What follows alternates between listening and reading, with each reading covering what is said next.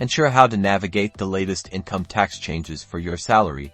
Let's break it down, step by step. First, identify your total gross salary. This includes your basic pay, house rent allowance, city compensatory allowance, and any other taxable allowances before any deductions. Next, subtract eligible deductions that reduce your taxable income for salaried individuals. This typically includes contributions to your provident fund, professional tax, and allowances like LTE and travel allowance, if applicable, as per the rules. Now, let's apply the new tax regime slabs to your reduced taxable income. After deductions, the tax slabs will be clearly displayed on screen, showing the percentage of tax applicable to each income bracket. Calculate the tax amount for each slab by multiplying the income within that slab by its respective tax rate. Sum up the tax amounts from all applicable slabs to arrive at your total income tax liability.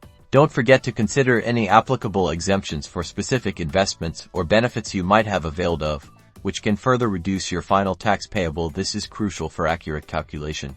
And there you have it, a clear path to calculating your income tax under the new regime. For us salaried professionals, stay informed and file with confidence.